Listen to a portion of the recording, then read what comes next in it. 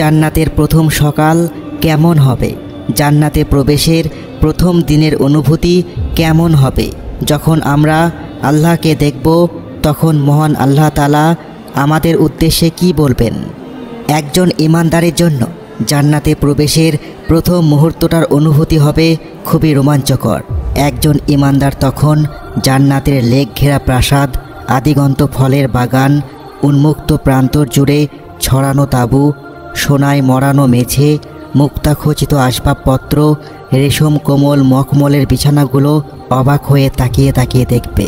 জান্নাতীরা বহুদিন আগে দুনিয়াতে যে প্রিয় বন্ধুকে হারিয়ে অনেক কেঁদেছিল, জান্নাতে যখন তাকে আবারও ফিরে পাবে, সৎ এবং নেককার সন্তান যখন তার মাকে ফিরে পাবে, একজন বাবা তার ছোট্ট মেয়েটিকে ফিরে পাবে, মা বাবারা তাদের শিশু বয়সে মারা যাওয়া সন্তানটিকে আবারও দেখতে পাবে, যে প্রিয় মানুষটি অসুস্থ ছিল তাকে সুস্থ সবল অবস্থায় দেখতে পাবে, মাঝ বয়সে চাকুরি হারিয়ে হতাশাগ্রস্ত ব্যক্তিটিকে নির্ভর নিশ্চিন্ত অবস্থায় দেখতে পাবে, বৃদ্ধ লোকটিকে দেখবে টকবগে যুবক হয়ে গেছে, চামড়া কুঁচকে যাওয়া বুড়িটি হয়ে যাবে চঞ্চল তরুণীর মতো। আবার যখন নবীদের সাথে দেখা হবে, নবীর সাহাবীদের সালাম জানাবো, যুগের শ্রেষ্ঠ আলেমদের সাথে মিলিত হতে পারবো, মুসলিম মুজাহিদদের সাথে মিলিত হব, শহীদদেরকে দেখতে পাবো। আমরা তখন নিজের চোখে ফেরেশতাদেরকে দেখব।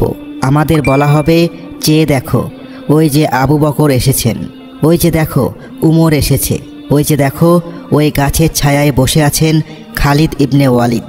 সুমধুর কণ্ঠে কোরআন তেলাওয়াতের সুর ভেসে আসবে।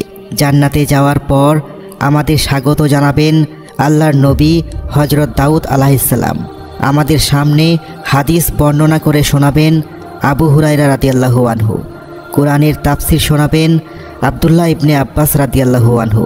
কোরআনের মধুর বাণী শোনাবেন আব্দুল্লাহ ইবনে মাসউদ রাদিয়াল্লাহু আনহু।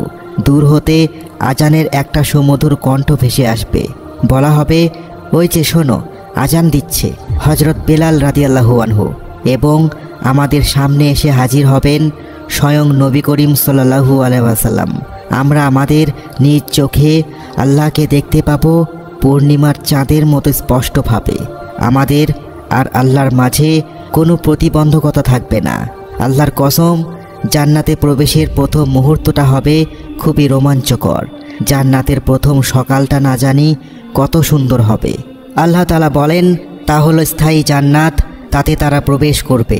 আর তাদের পিতৃপুরুষ, স্বামী স্ত্রী ও সন্তানাদির মধ্যে যারা সৎ কর্ম করেছে তারাও।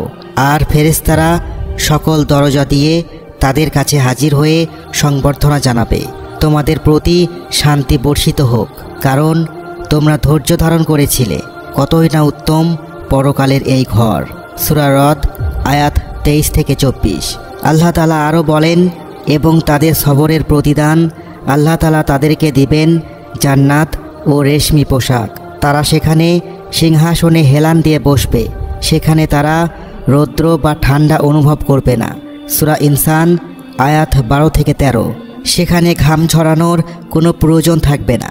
স্বপ্ন পূরণের জন্য অযথা কষ্ট করতে হবে না। হিসাব নিকাশের দিন শেষ। প্রতারণা, যুদ্ধবিগ্রহ ও ধ্বংসযজ্ঞের দিন শেষ। জীবন জীবিকার প্রয়োজনে অনিশ্চিত ভবিষ্যতের পথে যাত্রার দিন শেষ।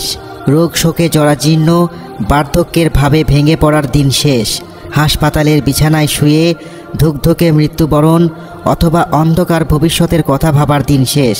আল্লাহ রাব্বুল আলামিনকে প্রথম দেখার যে অনুভূতিটা, তা না জানি কি দারুণ হবে।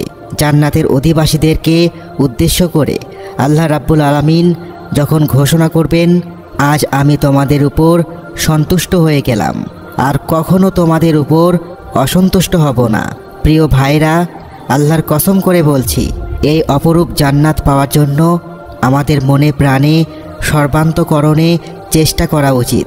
রাসূল সাল্লাল্লাহু আলাইহি ওয়াসাল্লাম ইরশাদ করেন, জেনে রাখো আল্লাহর পণ্য সামগ্রী অত্যন্ত দামি, আর আল্লাহর সেই পণ্য সামগ্রী হলো জান্নাত। প্রিয় ভাইরা, এমন সাফল্যের জন্য ইমানদারদেরকে অবশ্যই পরিশ্রম করা উচিত। আল্লাহ আমাদেরকে সকলকে জান্নাতে যাওয়ার তৌফিক দান করুন। আমিন।